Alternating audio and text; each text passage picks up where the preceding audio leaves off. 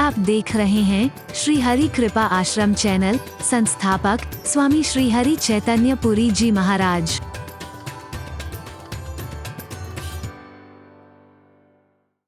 शिवरात्रि के इस पावन पर्व पर गुरु महाराज जी का आगमन हरेश्वर तीर्थ धाम पर हुआ और हर वर्ष की भांति आपके आज हमें मार्गदर्शन मिलेगा। मैं सबसे पहले गुरु महाराज जी के क्षेत्र में आगमन पर उनका हार्दिक स्वागत करना चाहूँगा और यही कहना चाहूँगा, महाराज जब भी आपको हम देखते हैं हमारे शरीर के हर नस में, क्योंकि आपके जीवन की शैली, आपके उद्देश्य की शैली, आपके रहन सहन की शैली और आपका जो असीम प्यार यहाँ के लोगों को मिलता है, सभी बुजुर्गों से लेकर बच्चों तक, इसके हमारे पूरे आपको देखते ही पूरे शरीर के हर रग के अंदर एक अजीब सी स्फूर्ति आई। महाराज जी,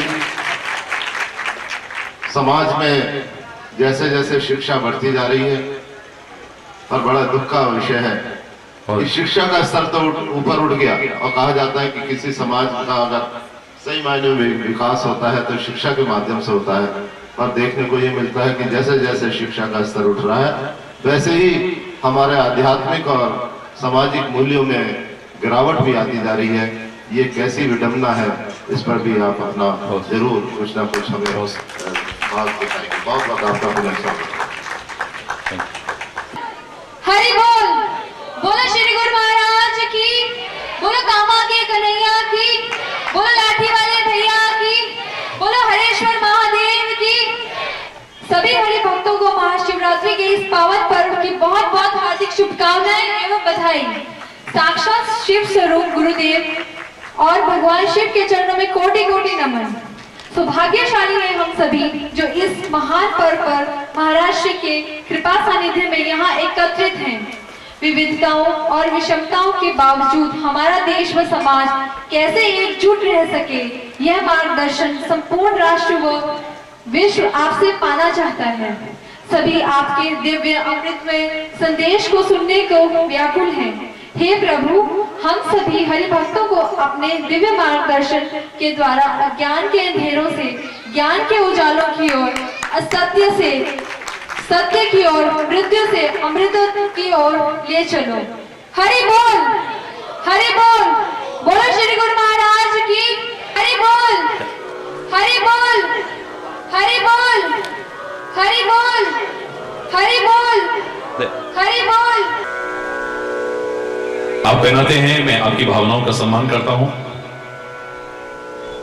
लेकिन मेरे मन में तुरंत यही आता है कि देश के हर नागरिक के मन में यह भाव आए कि मेरे देश के माथे का मुकुट कश्मीर हमेशा मेरे देश के माथे पर सजता रहे। और जहां तक मेरा सवाल है, मैं इतना ही कहूंगा कि जैसे मुकुट चमचमाता है, चमकता है, ऐसे आपका अच्छा जीवन, आपका अच्छा आचरण, आपका अच्छा स्वभाव मेरे माथे पर हमेशा सजता रहे।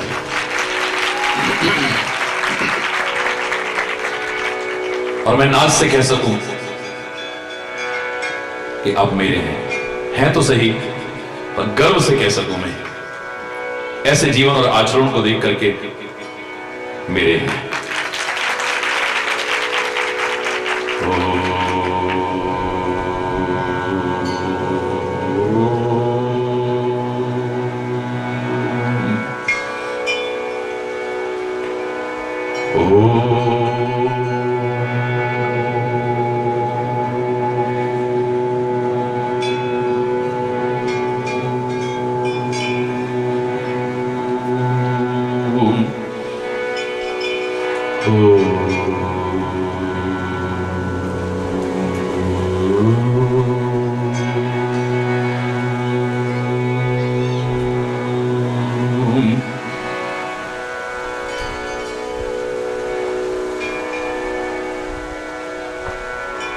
सर्वे भवन्तु सुखिनः,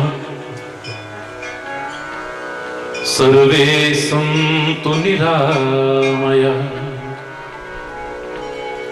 सर्वे भद्राणि पश्यन्तु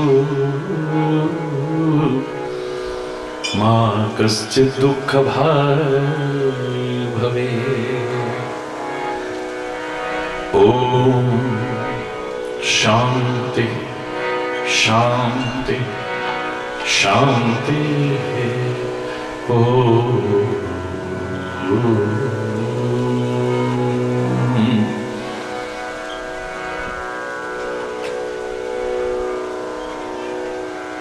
वंदे बोधमयं नित्यं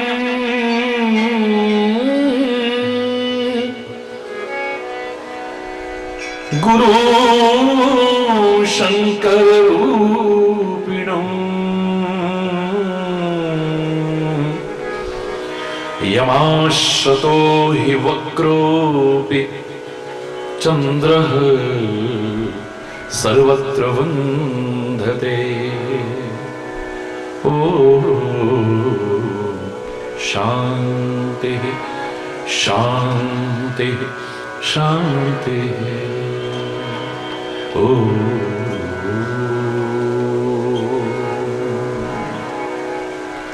सोऽयं भूति विभूषणः सुरवरः सर्वाधिपः सर्वदा सर्वः सर्वगतः शिवः शशिनिवः श्रीशंकरः पातु माम्। यस्यांके च विभाति भूधरसुता देवापगामस्तके भाले बालविधुर्गले च गरदम् यस्योरसि व्यालराट् सोऽयं भूति विभूषणः सुरवरः सर्वाधिपः सर्वदा सर्वः सर्वगतः शिवः शशिनिवः श्रीशंकरः पातु माम्। हरे सकल दुख जगत के सोई हरेश्वर नाथ आओ सभी श्रद्धा से मिलकर इन्हें नवाएं मात। हर एक के जो दिल में समाया हर एक का जो ईश्वर हर एक के जो कष्ट निवारे नाम है उसका हरेश्वर।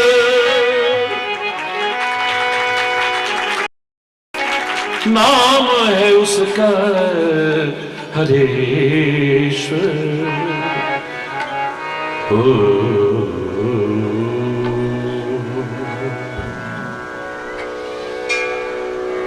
गली गली डगर डगर नगर नगर गांव गांव आज तो शिवमय हो चुका है। आओ सब मिल करके हम सभी भी पहले परमात्मा शिव के चरणों में नमन करते हुए उनका स्मरण करते हुए अपनी वाणी को पवित्र करते हैं। ओम नमः शिवाय।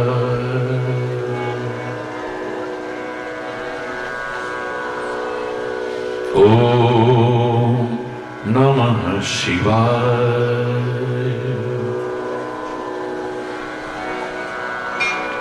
ओम नमः शिवाय।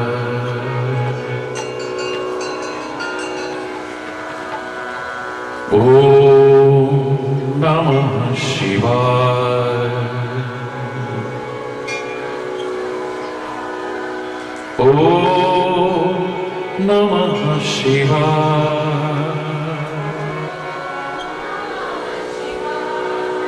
ओम नमः शिवाय।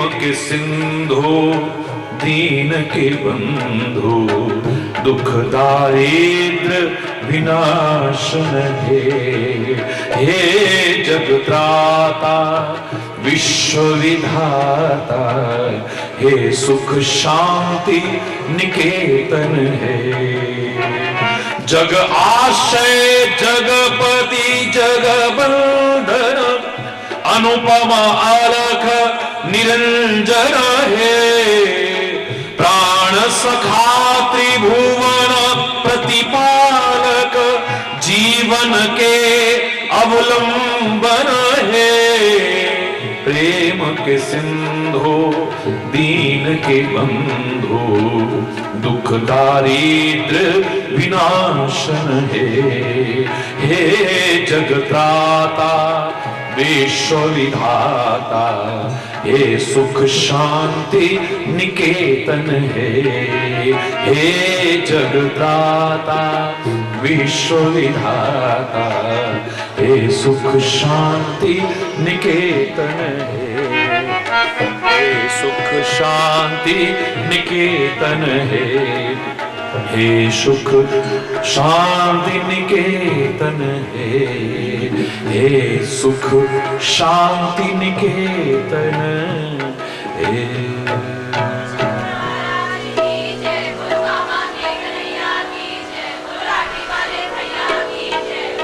हरि बोल, जोर से बोलो ना, और जोर से बोलो। सौभाग्यशाली हैं आप और हम सभी। भारतीय संस्कृति के इस महान पर्व पर भगवान श्री हरीश्वर महादेव के श्री चरणों में बैठने का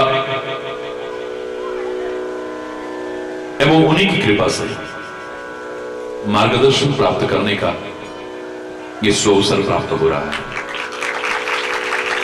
सर्वप्रथम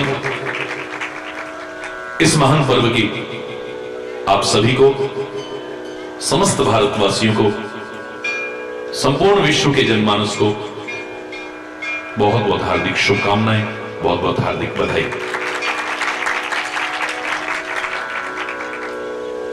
हरि चैतन्य ने नहीं, हमारे सभी ऋषियों ने, महर्षियों ने, महापुरुषों ने बहुत शोध करके देखा है,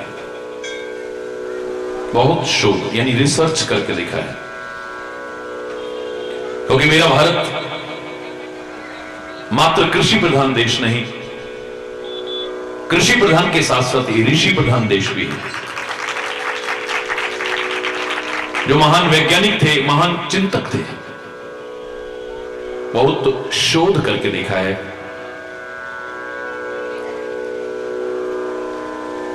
जहां विरोध है वहां शांति नहीं है।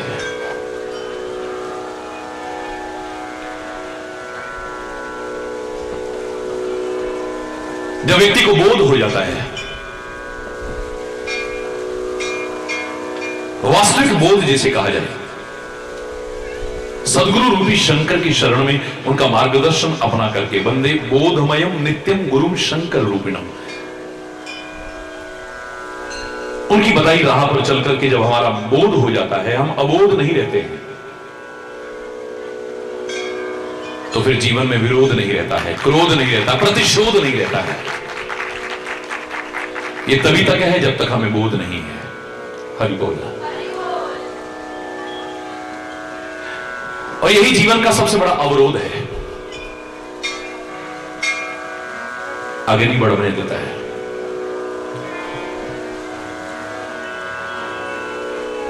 ये व्यक्ति की अबोधता ही क्या रहेगी, जहां तहां हरि से विरोध करने की प्रवृत्ति आ गई है। हरि बोल।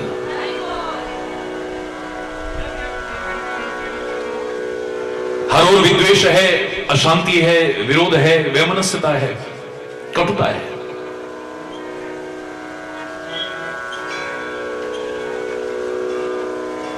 धर्म के अनुष्ठान तो बहुत बढ़ते नजर आ रहे हैं,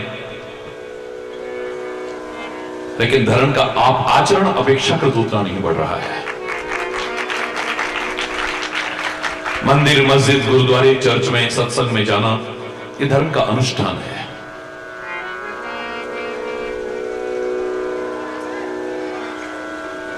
पवित्र गंगा जल ला करके भोले बाबा पर चढ़ाना ये पवित्र अनुष्ठान है। एक यज्ञ करना, नाम जप करना, तप करना, साधन करना, ये सारे अनुष्ठान है धर्म के।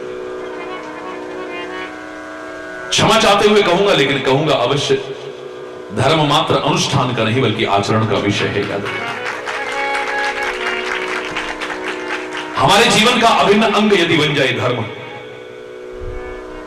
जीवन के हर क्रियाकलाप में यदि जुड़ जाए धर्म, तो समाज में जो विकृतियां, बुराइयां, कमियां दिखाई दे रही हैं, वो हमारे जीवन में प्रवेश नहीं कर पाएंगी।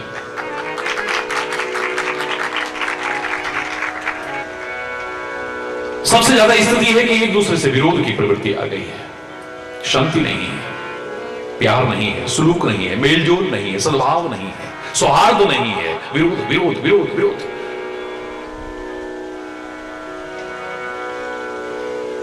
हर और विरोध ही विरोध है।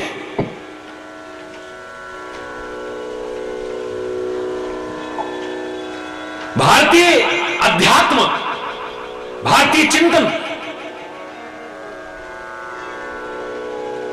किसी भी रूप में अपना लो, ये विरोध, वैमनस्यता, कटुता, घृणा, द्वेष समाप्त हो सकता है यदि अपना लो तो। अपनाए ही नहीं तो इसमें अध्यात्म का दोष नहीं है, क्योंकि एकमात्र अध्यात्म ही समाज को इस गिरते हुए इस तरह से उठाने की सामर्थ्य रखता है, और कहीं नहीं। नैतिकता, चरित्र,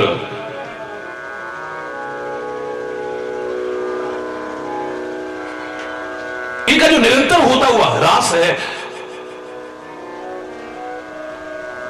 जो गिरती हुई मानसिकता है, गिरती हुई सोच है, जो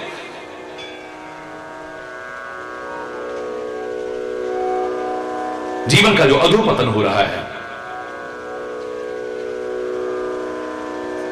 एकमात्र अध्यात्म ही बचा सकता है, कोई और नहीं। लेकिन जीवन के उस अध्यात्म के पथ के हम पथिक बने तो सही।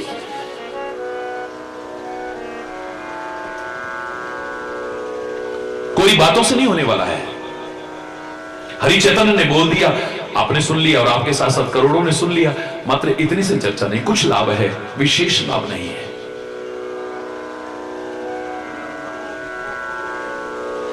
मात्र बोलने से भी, मात्र सुनने से भी वाणी पवित्र हो रही है, कान पवित्र हो रहे हैं, वातावरण पवित्र हो रहा है। इतनी देर हो सकता है निंदा चुगली कर रहे होते, उससे बच गए हो। इतनी देर कहीं किसी से लड़ाई झगड़ा कर रहे होते, हम बच गए। हो सकता है कुछ गलत पढ़ रहे होते, गलत देख रहे होते, इतनी देर बच गए उससे हम। हरि बोल। मार्ग में कहीं चल रहे होते, भगवान ना करे, आजकल कैसी स्थिति हो गई है, कहीं दुर्घटना हो जाती, कुछ अनिष्ट हो जाता, बच गए इतनी देर उससे आप। लेकिन जीवन में जो वांछित परिवर्तन आना चाहिए, वो यदि ना आया तो फिर अधूरा है।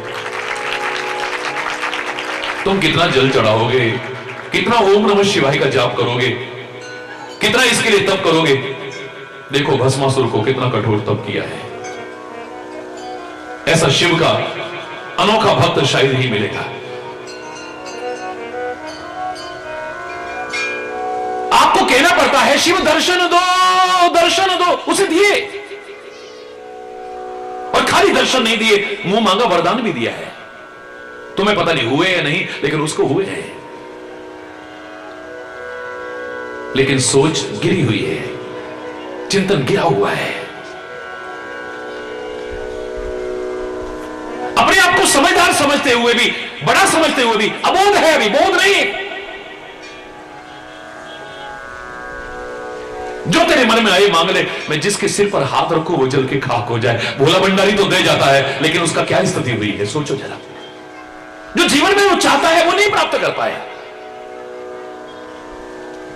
हमारी सोच का स्तर अगर गिरा रहेगा, ये नहीं ऊपर उठेगा, उभरने की संभावना नहीं हो पाएगी। याद रखना। कह तो बैठे भोले बाबा, जाओ जिसके सिर पर हाथ धरोगे वही जल के खाक हो जाएगा, तथास्तु। लेकिन ऐसे दुष्ट लोग सोचते हैं जिनसे मिली है शक्ति, जिनसे मिली है सामर्थ्य, जिनसे मिले हैं साधन, पहले इन्हीं को गुरु करो। हरि बोल। पहले उन्हीं की जड़ काटने में लग जाते हैं। बोले पता नहीं ये सच कह रहा है या झूठ कह रहा है, परीक्षा करके देखते हैं। ऐसा करते हैं, पहले इसी के सिर पर हाथ रख देखते हैं, ये जल के खाक होता है नहीं। अगर ये जल के खाक हो गया तो मेरा वरदान पक्का है।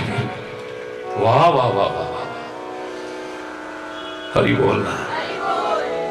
ये क्या बता रहा है? अध्यात्म पद का व्यक्ति पथिक तो बना, धर्म के अनुष्ठान तो किए, लेकिन धर्म आचरण का विषय नहीं बना है, जीवन का अभिन्न अंग नहीं बना है, क्रियाकलाप में नहीं उतरा है, विशेष लाभ नहीं मिलने वाला है। कोई नहीं बचा पाएगा उसे, शिव भी नहीं बचा पाएगा। कितना कठोर तप किया है रावण ने, क्या करोगे तुम? अपनी गर्दन तक काट काट करके चढ़ा दी है।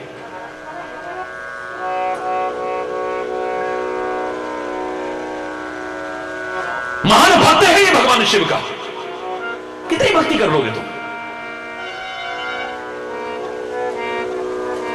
रावण की लिखी रचनाओं को आज भी बोलते हैं तो रोंगटे खड़े होते हैं, ऐसे लगता है शिव सामने प्रकट हो गए हैं। वो तांडव स्तोत्र इत्यादि रावण के विरचित हैं।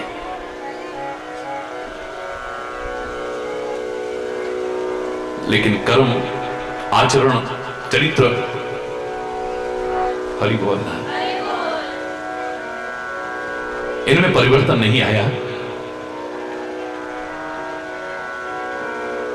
एक दिन वरदान भी खत्म हो गया, खुद भी खत्म हो गया है। हिरण्यकश्यप कितना कठोर तप करता है भगवान का, इतनी भक्ति करता है, भगवान प्रकट हो जाते हैं। मांग लो पुत्र, क्या वरदान मांगना चाहते हो? मैं ना मरूं बस। हरि बोल। क्या है ये? तो तू ना भी सोचे ना, एक दिन तो आया है सो जाएगा, चाहे राजा रंक फकीर। फर्क इतना हो सकता है, एक सिंहासन चढ़ गए, एक बंधे जंजीर। राम गयो रावण गयो जाको बहु परिवार, कहो नानक भज हरि मना सपने जो संसार। क्षण भंगुर जीवन की कलिका, कल प्रातः को जाने खिली ना खिली। एक क्षण का भरोसा नहीं है, जाना तो सपने है। कई लोग कह देते हैं क्या फायदा भक्ति करने का, हमारे घर में उसकी मौत हो गई, उसकी मौत हो गई।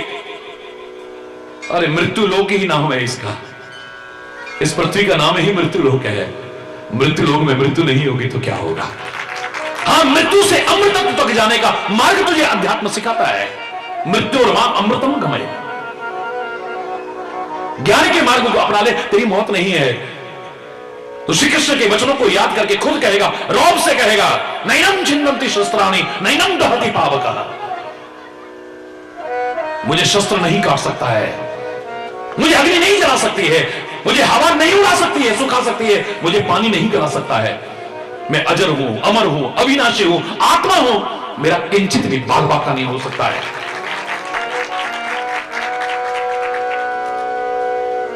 या तू भक्ति का मार्ग अपना लेता।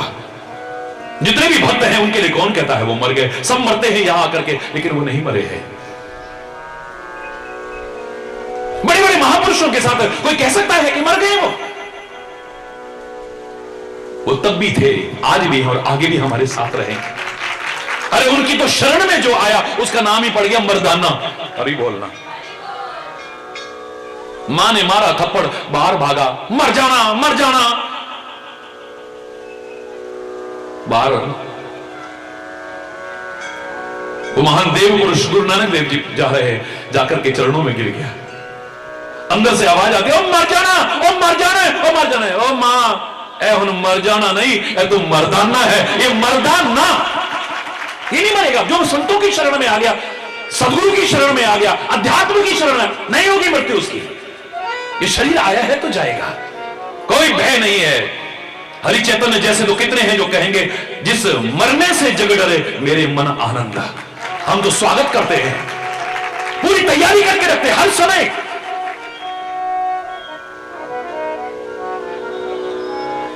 स्वागत है तेरा।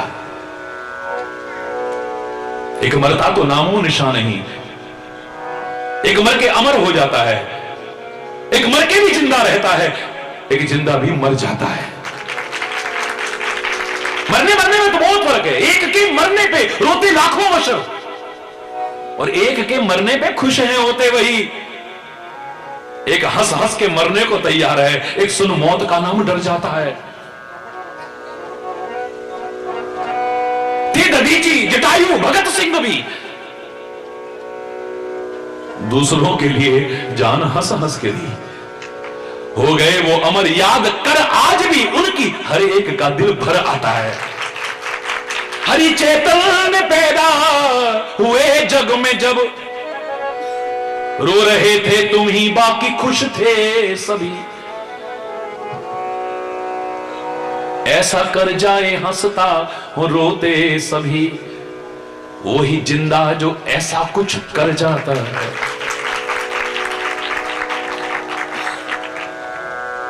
काल भी उसका बाल वाका नहीं कर पाएगा। कबीरदास जी से कहा किसी ने कि तू हर एक का विरोध करता है, कोई आके तेरे को जान से मार जाएगा। कबीर कहता है राम मरे तो मैं मरूं, मेरी मरे बुलाए। हरि बोल रहा, जोर से बोल रहा। राम मरे तो मैं मरूं, मेरी मरे बुलाए। सतपुरुषों का बाल का मराना मारा जाए। वो कुछ ऐसा करता है हमेशा के लिए नाम अमर कर जाता है। कौन कहेगा राम मर गए, कौन कहेगा कृष्ण मर गए? आए हैं तो वो भी गए हैं, मरना शब्द लगाएंगे। भगत सिंह के लिए कौन कहेगा मर गए? उधम सिंह के लिए कौन कहेगा? चंद्रशेखर आजाद के लिए कौन कहेगा? राम प्रसाद बिस्मिल के लिए कौन कहेगा? महात्मा गांधी के लिए कौन कहेगा? और दयानंद के लिए कौन कहेगा? विवेकानंद के लिए कौन कहेगा? शंकराचार्य के लिए कौन कहेगा? चैतन्य महाप्रभु के लिए कौन कहेगा? और नानक देव के लिए कौन कहेगा? और गोविंद सिंह के लिए कौन कहेगा? और महापुरुषों के लिए कौन कह सकता है?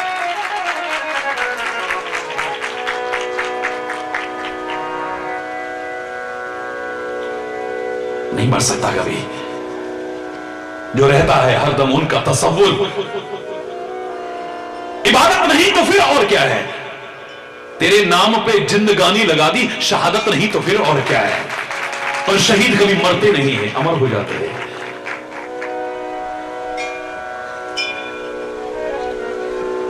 पवित्र गुरुद्वारे में जाओ ना, साफ साफ फैसला कर दिया है कौन मरेगा कौन जिंदा है। हरि बोलना। पवित्र गुरुवाणी क्या कहती है सुनो। पापी मरे संत सर्व जीवे, पापी मरे संत सब जीवे। क्यों? राम रसायन रस ना पीवे, राम रसायन रस ना पीवे। अमृत पी लिया है इन्होंने। भारत की संस्कृति कहती है तुम राष्ट्र के काम आ जाओ, तुम अमर शहीद कहलाओगे, नहीं मरोगे कभी भी। तुम समाज के काम आ जाओ, किसी के काम आ जाओ, नहीं मर सकते कभी भी। परमात्मा की भक्ति के मार्ग पर चलो, सेवा के मार्ग पर चलो। मारने वाले मर जाएंगे लेकिन तुम नहीं मर सकते हो। मैं तो सबका सम्मान करता हूं, सबका सम्मान करता हूं, लेकिन एक व्यक्ति अज्ञानता के कारण कहने लगा कि हमारे फलाने महापुरुष तो मर के फिर जिंदा हुए थे दिसंबर के महीने में। हरि बोलना। मैंने कहा मैं तो उनका बहुत सम्मान करता हूं, मैं तो उनका फैन हूं। कितने बड़े महापुरुष हैं, क्योंकि संत किसी देश भेष परिवेश की सीमा में नहीं बनता है, वो सबका है, वो किसका नहीं है। जिसको सूली पर भी चढ़ाया जा रहा हो और फिर भी कहे ए परमात्मा ये अज्ञानी नहीं जानते क्या कर रहे हैं, इन्हें माफ करना, माफ करना, वो तो बहुत महापुरुष है। मेरा किसी से कोई, मैं तो सबका सम्मान करता हूं। मैंने कहा उनका दर्जा मत घटाओ ये कह करके कि मर के जिंदा हुए हैं। संत कभी मरता ही नहीं है, भक्त कभी मरता ही नहीं है, अमर शहीद कभी मरता ही नहीं है। अरे बोल। आचरण में तो उतर है, आचरण में नहीं आया है हमारे। वरना इतनी इतनी तपस्या करने के बाद भी भगवान से क्या मांग रहे? रावण भी कहता है मैं कभी ना मरूं। बोले ये नहीं हो सकता है। तो ठीक है, फिर बंदर और मनुष्य के हाथ के अलावा किसी और के हाथ से ना मरूं। ठीक है, हरि बोल। हिरण्यकश्यप तुम मांगो, क्या मांगते हो? बोले मैं कभी ना मरूं। बोले ये नहीं हो सकता। तो ठीक है, फिर बाहर ना मरूं, अंदर ना मरूं, ऊपर ना मरूं, नीचे ना मरूं, अस्त्र से ना मरूं, शस्त्र से ना मरूं, दिन में ना मरूं, रात में ना मरूं। भगवान को नरसिंह का रूप चाहे धारण करना पड़ो, पर एक दिन क्या नहीं रह सकता है। अरे बोलना, जोर से बोल रहा है। कैसे बचेगा तू? ये कोई बातें नहीं है ये। वरना ऐसे लोगों के भी मन में डर है, मैं मर ना जाऊं। जो सबको डराते थे वो भी डरते हैं कहीं ना कहीं। उनको काल डराता है, लेकिन जो महाकाल की शरण में आ गया उनके अंदर भय नहीं रहता है कभी भी। बड़ों की तो बात छोड़ो, छोटे छोटे नौनिहाल जिंदा दीवार में चिरवाए जा रहे हैं। दीवार यहां तक आ गई है, अभी भी बोले नहीं, जान चली जाए पर अपना धर्म का परित्याग नहीं करेंगे। जितने लोग खड़े थे ना, जो विरोधी थे, उनकी भी आंखों में आंसू आ गए। इतनी बड़ी कुर्बानी, आमने सामने दोनों भाइयों को दबाया जा रहा है, जिंदा दीवार के अंदर। छोटे भाई की यहां तक दीवार आ गई है, उसके अभी यहां तक आई है। सामने बड़ा भाई रोने लग गया है। छोटा कह रहा है क्यों?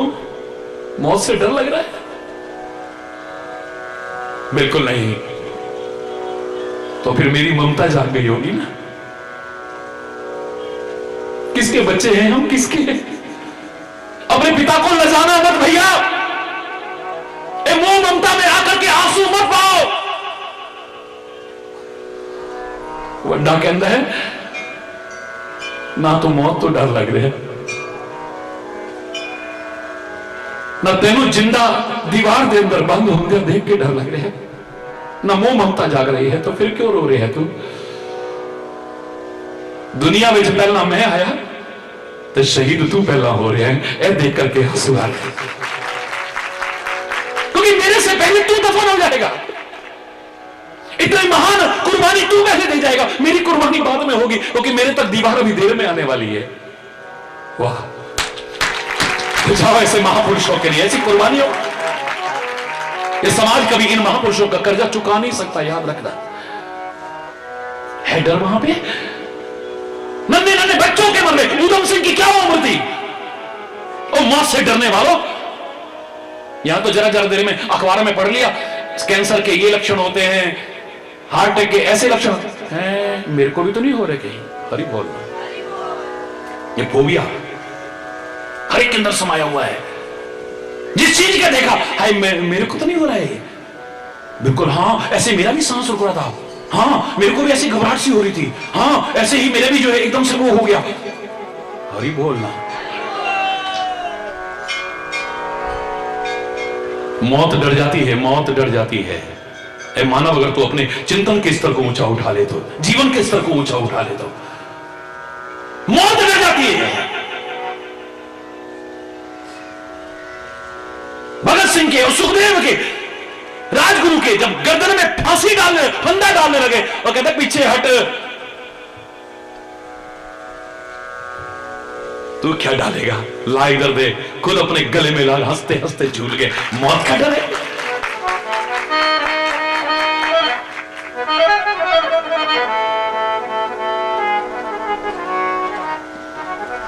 जीवन में अगर परिवर्तन नहीं आया तो कुछ नहीं पाया। इन्होंने सब कुछ पाकर के भी कुछ नहीं पाया है।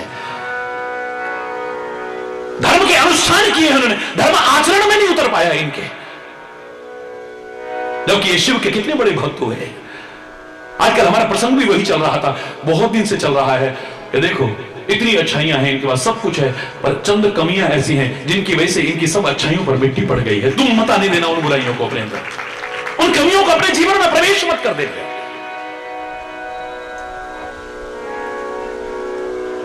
सदगुरु की शरण में आकर के अगर फिर भी हम अबोध बच्चे बने रहे, हमारा बोध जागृत होना चाहिए। क्योंकि एक सदगुरु तो ऐसा है, एक संत ही तो ऐसा है, वो अपने से नीचे नहीं रखता, तुम्हें अपने बराबर बना देता है। पारस में और संत में बड़ो अंतर पारस लोहे को सोना बना सकता है, पारस नहीं बना सकता है।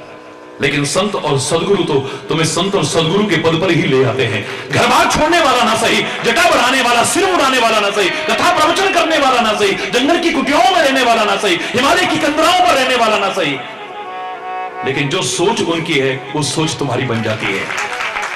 जो चिंतन उनका है वो तुम्हारा बन जाता है। जो आचरण उनका है वो तुम्हारा बन जाता है। जो दिनचर्या उनकी है वो तुम्हारी बन जाती है। नहीं बनी है तो मामला गड़बड़ है। वैसे तो भक्त नन्हा बच्चा होता है, ज्ञानी बड़ा बच्चा होता है। छोटे बच्चे बनने में यह फायदा है कि हमसे कोई गलती भी हो गई तो माफ हो जाएगी। हरि बोलना। अहंकार बड़प्पन का मत करना, बड़प्पन के काम अवश्य करना।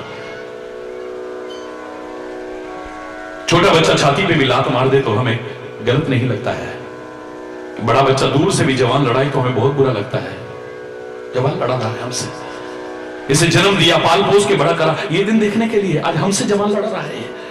हृदय को पीड़ा होती है। वो छाती में भी लात मार रहा है, शरीर पे गंदगी कर रहा है, तब भी बुरा नहीं लगता है। छोटा बच्चा कोई गलती करता है, छेड़छाड़ करता है, ओए बेटा ये क्या किया तूने। जब तक मां के आश्रित है, मां उसका कितना ध्यान रखती है। ऐसे अभिमान तो मत करना, उसके आश्रित बने रहना, कर्म अपना करते रहना। कदम कदम पर वो तुम्हारा ध्यान रखेगा, सदगुरु तुम्हारा, परमात्मा तुम्हारा ध्यान रखेगा। कितना भी आनंद आ रहा हो, सब मस्त हैं, विभोर हैं, लेकिन जो मां अपने बच्चे को घर में सोता छोड़ के आई है, उसका ध्यान हाय उठ ना गया हो, गई रो ना रहा हो, अच्छा मैं चल, हाय इतना आनंद आ रहा है, क्या करूं, घर में छोड़ आई हूं ना उसको, ध्यान वहां लगा हुआ है। ए परमात्मा, हम तेरे छोटे बच्चे ही बने रहे, कभी बड़े बच्चे के अभिमान में ना आ जाए। लेकिन इसके के बावजूद मैं इतना अवश्य कहूंगा, हमारा बोध जागृत जरूर होना चाहिए।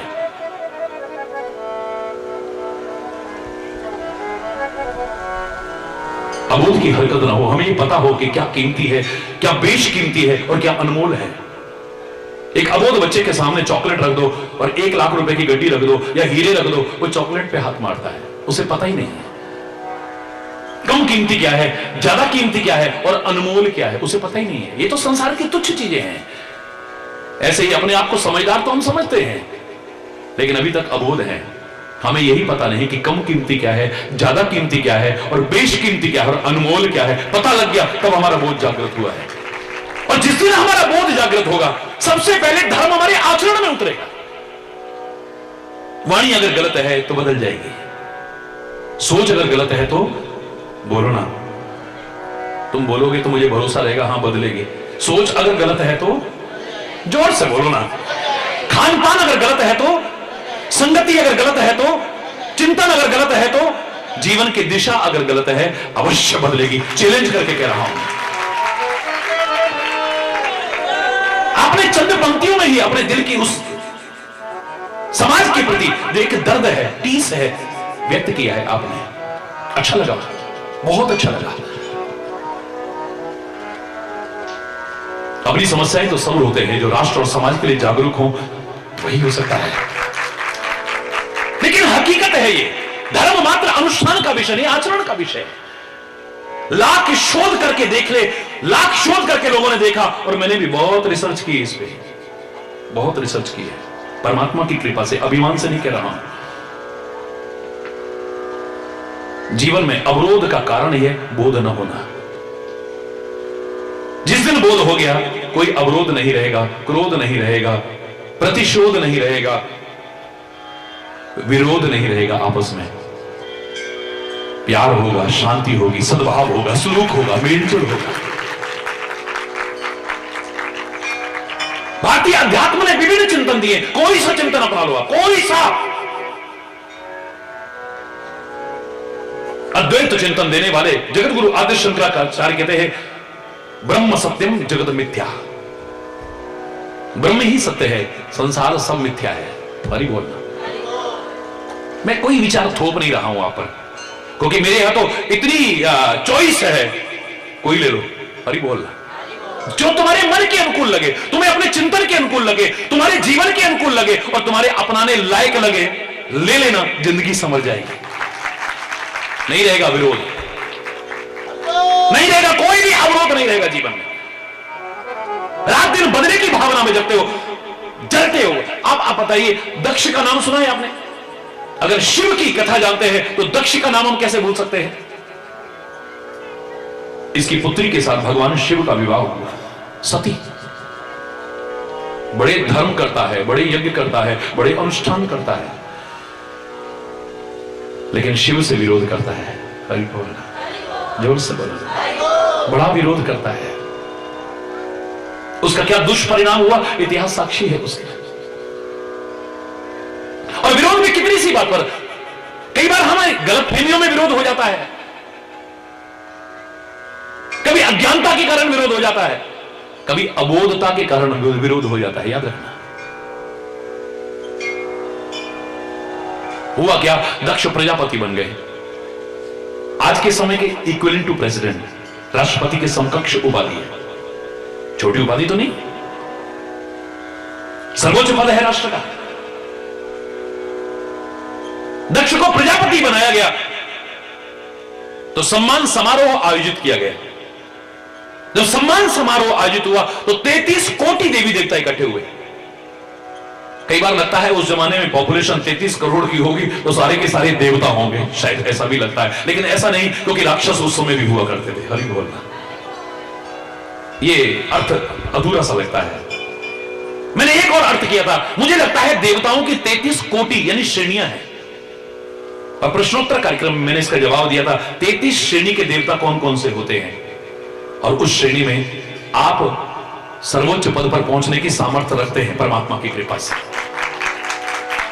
तेरे अंदर बहुत सामर्थ्य है, तेरे अंदर सब कुछ है। सुमति भी तेरे अंदर है, कुमति भी तेरे अंदर है। माना तू किसको जगा रहा है, ये तेरे ऊपर निर्भर है। It depends on you. तेरे अंदर कमजोरियां इतनी है, बात बात में टूट जाता है, बिखर जाता है तू, और ताकत इतनी है, सारी दुनिया की मुसीबतें भी तेरे को टस से मस नहीं कर पाती है। अंगद के पैर की तरह तुझे हिला नहीं पाती है, इतनी ताकत भी है तेरे अंदर। इतनी दुर्बलताएं हैं, जहां तहां जाकर के नाक रगड़ता रहता है, ढोंगियों पाखंडियों के आगे भी। और तेरे अंदर इतनी ताकत है कि सारी दुनिया को भी झुकाने की ताकत रखता है तू। आसुरी वृत्तियां भी तेरे अंदर भरी है, इतनी दरिंदगी भरी हुई है, अंदर ही भरी हुई है। अगर वो जाग गई, इतना दरिंदा बन जाएगा, किसी का सुहाग मिटाने में भी तेरे को दिल हिचकिचाएगा नहीं, किसी को अनाथ बनाने में भी तेरे दिल में घबराहट नहीं होगी। खून की नदियां भी बह जाए, तेरी आंखें दो आंसू नहीं बरसाती, इतना दरिंदा बन जाता है। इतनी कोमलता भी है तेरे अंदर, किसी का जरा सा दुख देखा आंखें पिघल गई है, कांटा किसी के पैर में लगा दर्द अपने अंदर हो रहा है, कोशिश करता है कि इसका दुख मैं कैसे दूर कर दूं, इसका दुख मैं कैसे दूर कर दूं। सब कुछ तेरे अंदर है, अच्छाइयां भी तेरे अंदर है, बुराइयां भी तेरे। कौन सी जागृत हो रही है तू सम्मान का पात्र भी हो सकता है, तू अपमान का पात्र भी बन सकता है, तू नाम भी कर सकता है, बदनाम भी हो सकता है। क्या कर रहा है सोच ले तू। अरे बोल, इतना ऊंचा पद मिला, सम्मान समारोह आयोजित किया गया, 33 कोटि देवी देवता इकट्ठे हुए सम्मान करने के लिए। सारी सृष्टि को पैदा करने वाले ब्रह्मा जी पधारे उसमें कि इनका सम्मान समारोह है। यहां तक कि देवादिदेव महादेव भी पधारे उस सम्मान समारोह में। इनका सम्मान हो रहा है, असंख्य गिनती नहीं कर सकते, इतने ऋषि मुनि पधारे वहां पर। बहुत विशाल सभा स्थल पर 100 विराजमान हो गए, और जैसे ही दक्ष प्रजापति अंदर प्रवेश करने लगे, सारे उठ करके खड़े हो गए। कोई संत आते हैं, महापुरुष आते हैं, जरूरी नहीं कि हर कोई आके आगे मत्था टेके। अपनी जगह पर आप खड़े हो गए हैं ना, ये भी एक सम्मान का तरीका है। जैसे कक्षा में अध्यापक आए हैं, आप खड़े हो जाइए अपनी जगह पर, बस इतना ही सम्मान का। ये भारतीय संस्कृति के विभिन्न तरीके हैं सम्मान के। व्यवस्था को, अनुशासन को, मर्यादा को बनाए रखने के लिए अपनी अपनी जगह पर सब खड़े हो गए। 33 कोटि देवी देवता खड़े हो गए, सारी सृष्टि को पैदा करने वाला ब्रह्मा खड़ा हो गया, असंख्य ऋषि मुनि खड़े हो गए, राम नाम की मस्ती में थे भोले बाबा, उन्हें पता ही नहीं लगा कि कौन आया कौन गया। ऐसे मस्त थे कि वो खड़े नहीं हुए। इतने लोगों द्वारा दिया सम्मान उसको संतुष्ट नहीं कर पाया, जितना कि एक शंकर के खड़े न होने पर उसके मन में क्षोभ पैदा हो गया, बदले की भावना पैदा हो गई है, विरोध आ गया है। लाख लोगों ने समझाया शिव विरोध नहीं उबरस, तो शिव के विरोध से तेरे मत कर शिव से। अरे मूर्ख, सम्मान देना हमारा कर्तव्य है, सम्मान पाना हमारा अधिकार नहीं है। सारी दुनिया भी मिलकर के हमारा सम्मान कर दे, इतनी खुशी नहीं होगी। अगर हमने अपना अधिकार मान लिया सम्मान को, एक ने ना किया, बस उसी से दिल दुखी होगा। सबने तो करा पर इसने क्यों नहीं करा, ध्यान वहीं अटक गया। मन में बदले की भाव, मौका आते इसको बताऊंगा, हरि बोलना। प्रतिशोध की भावना आ गई है, विरोध की भावना आ गई है, क्रोध आ गया है, बोध खत्म हो गया है, हरि बोलना। जीवन का सबसे बड़ा अवरोध पैदा हो गया है।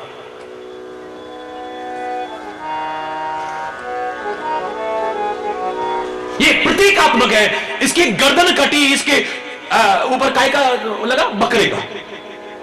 ये प्रतीकात्मक है। जैसे बकरा मैं करता है, ऐसे जिनके अंदर होमे भरी है, अहंकार भरा हुआ है, मैं करते हैं, अभिमान करते हैं, समझो कि उनकी स्थिति बिल्कुल वैसी ही है।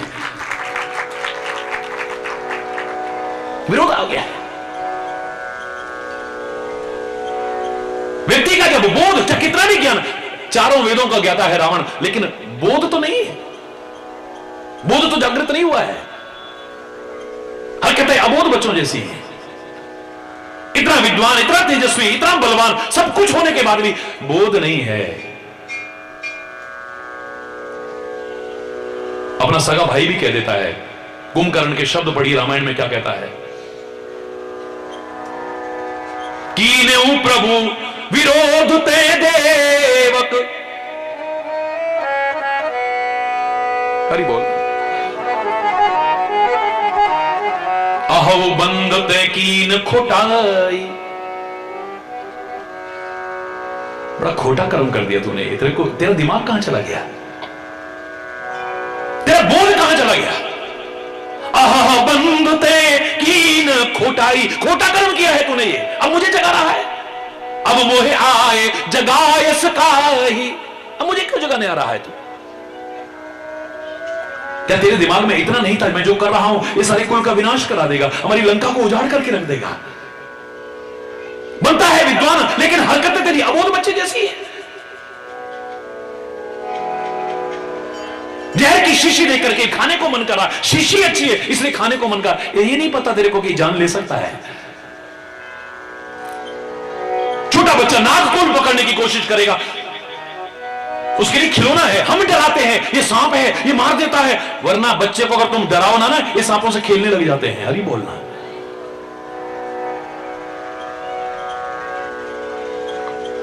तू भी नागों से खेल रहा है, आग में हाथ डाल रहा है, तू अबोध बच्चों जैसी हरकतें हैं तेरी। तेरा भला किस में है, तेरा बुरा किस में है, अगर यही तुझे मालूम नहीं है, बेकार है। इसका तात्पर्य तुझे बोध नहीं, और ऐसे व्यक्ति के मन में क्रोध भी बहुत रहेगा, प्रतिशोध की भावना, बदले की भावना रहेगी। मौका आती देख, इसको भी मैं डाउन करके दिखाऊं।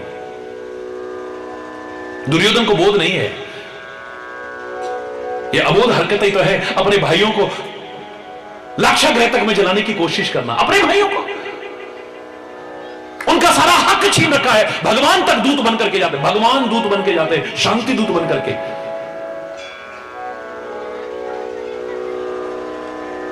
और जाकर के हाथ जोड़ के कहते हैं, भैया ये युद्ध कोई निर्णय नहीं है किसी भी समस्या का, ये हल नहीं है कोई भी। निर्दोषों का रक्त बहता है, खून की नदियां बह जाती हैं, कितना नुकसान होता है, कितने अनाथ हो जाते हैं, कितनी गोदियां उजड़ जाती हैं, कितनी मांगे सुनी हो जाती हैं। ये युद्ध को टालो।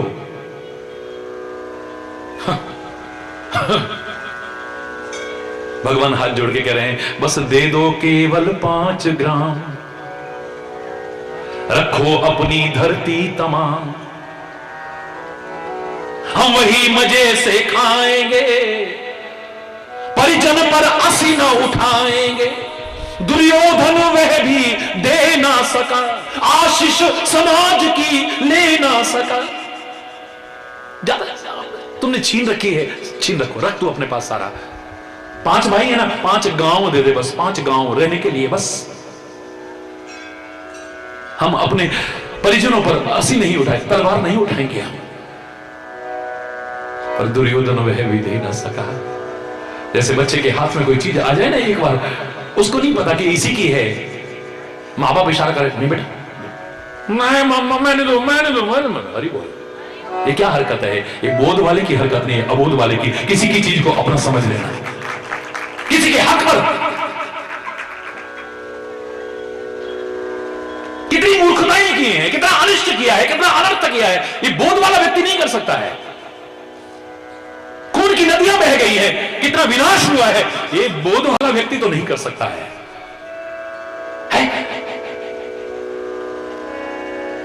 खाली जरा सी बात पे उसकी भी जरा सी बात गलत है। गिरते हुए दुर्योधन को देख के खाली इतना कह दिया, वो अंधे की अंधी औलाद रही ना। हरि बोलना, अंधे की अंधी ही औलाद रही ना। बस यहीं से बदले की भावना आ गई है। तूने भरे दरबार में मेरी बेइज्जती की है ना, मेरा नाम भी दुर्योधन नहीं। अगर भरे दरबार में तेरे से बदला ना लिया तो, भरे दरबार में तेरे को नंगा करके ना दिखाया तो, बेइज्जत ना किया तो। हरि बोलना, बदले की भावना आ गई है।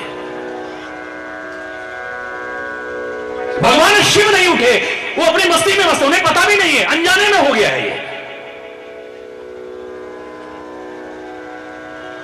वरना मेरे भोले बाबा जैसा, जिन्होंने परंपरा की हो कि शिष्य गुरु और गुरु शिष्य,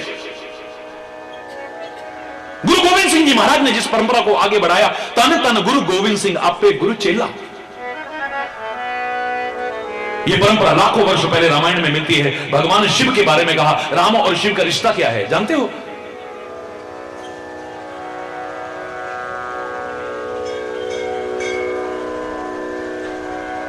सेवक स्वामी सखा सिय पी के। ध्यान से सुनना, क्या है वो? भगवान राम के सेवक भी हैं। कौन? मेरे भोले बाबा। सेवक स्वामी, और मेरे राम के स्वामी भी हैं ये। भगवान श्री राम रामेश्वरम की स्थापना करते हैं, पूजा करते हैं। आप पे गुरु चेला, हरि बोलना। खुद ही स्वामी भी है, खुद सेवक भी है।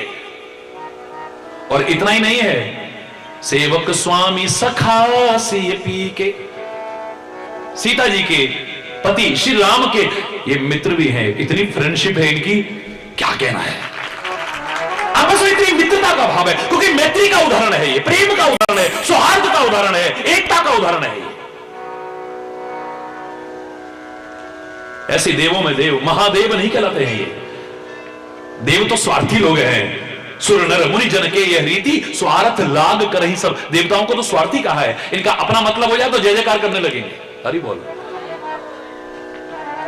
इनके अपने काम में विघ्न आ जाए तो फिर देखो तुम, काय का भगवान, काय का वो, हरि बोल। फिर जोर से बोलो ना। अपने काम, ये स्वार्थी लोग हैं। मानव स्वार्थ में जीता है, इंसान नहीं, मानव। मानव स्वार्थ में जीता है, इसका स्वार्थ पूरा गया। अरे वाह वाह वाह, बहुत बढ़िया बहुत बढ़िया, ये सब हरि बोलना। चाहे गलती हो, पर मेरा स्वार्थ पूरा नहीं करा, मेरा स्वार्थ है। विरोध करना शुरू कर देगा वही, अपने साथ वाला ही विरोध करना शुरू कर देगा। क्यों नहीं होता ऐसा? बोलो बोलो ना। सुर नर देवताओं की भी यही रीति है, स्वार्थ में। क्या कि इतना प्यार करती है राम से,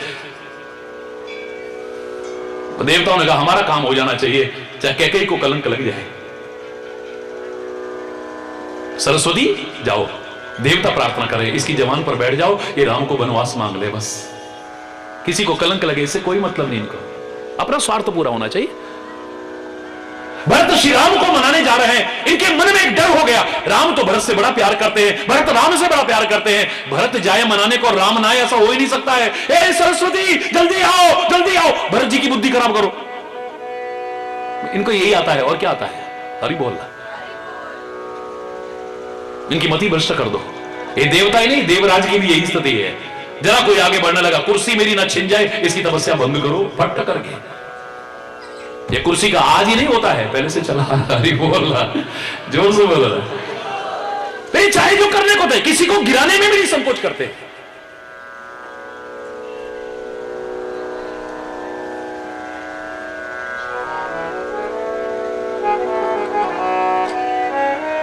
सुर नर मुनि, मुनि भी स्वार्थक है, स्वार्थ लाग कर, लेकिन संत के लिए नहीं कहा है, सदगुरु के लिए नहीं कहा है, परमात्मा के लिए नहीं कहा है, देवादिदेव महादेव के लिए नहीं कहा है। ये परमार्थ में जीवन जीते। इसलिए तुम्हारी किस्मत में अगर तुम्हारे कर्मों के कारण कुछ गलत लिखा गया है, इसको मिटाने की ताकत देवताओं में नहीं है, ऋषि मुनियों में नहीं है, मानव में नहीं है, इसमें है। आ जाओ शरण में उसके। हरि बोलना।